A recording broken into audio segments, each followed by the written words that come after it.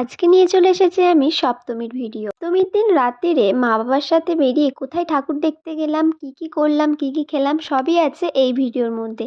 তো চলো ভিডিওটা শুরু করা যাক। তো একদম প্রথম থেকেই ভিডিওটা তোমাদের সাথে শেয়ার করলাম। তখন বাজে প্রায় রাত্রির 12টা। তো তখন মা বাবা আমি তিনজনে মিলে রেডি হয়ে বেরিয়ে পড়েছিলাম বাওয়ালির দিকে ঠাকুর দেখতে যাব বলে। প্রত্যেক বছরই আমরা বাওয়ালির দিকে ঠাকুর দেখতে যাই। তো এবছরও চলে গেছিলাম আর রাত্তির করে বেরিয়েছিলাম যাতে রাস্তাটা একটু ফাঁকা থাকে। আর এমনিতেও পুজোর সময় তো সবসময়ই ভিড়।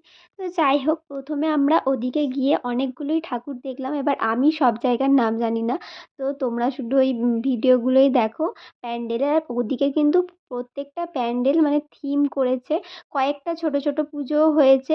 থিমগুলো কিন্তু খুবই সুন্দর। আর আমার সব থেকে এই যে এই ঠাকুরটা দেখছো, এই ঠাকুরটা আমার সব থেকে ভালো লেগেছে। প্যান্ডেলটাও যেরকম সুন্দর করেছে, সাইডে অ্যাকোরিয়ামের মধ্যে মাছ ছিল, আর ঠাকুরটাও খুবই সুন্দর। সব প্রতিমাগুলোই খুব ভালো করেছিল। আর এখানে দেখো, এখানে আমি একটুখানি মাকে বলেছিলাম আমার ভিডিও করে দাও। তো আজকে আমার ড্রেসটা কেমন লাগছে তোমরা জানিও, আর আমাকেও কেমন লাগছে সেটাও কিন্তু জানিও।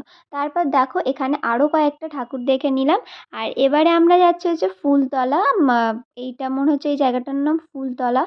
তো এই প্যান্ডেলটা প্রত্যেক বছরই খুবই ভালো থিম করে, আর সামনেটা মেলা বসে। তো এখানেও আমি একটুখানি ফটো তুলছিলাম, মাকেও ফটো তুলে দিচ্ছিলাম। তো চলো প্যান্ডেলের ভিতরে যাওয়া যাক। আর প্রত্যেক বছর এইটা আমার মনে থাকে, এই প্যান্ডেলটাতে প্রত্যেক বছর এই দেবীর মানে দুর্গার আরও যে রূপগুলো আছে সেইগুলো করে। ঠিক আছে, প্রত্যেকটা রূপই এখানে দেখায়। তো এটাই হচ্ছে যে থিম ভিতরে। আর দুর্গা ঠাকুরটাও কিন্তু খুব সুন্দর।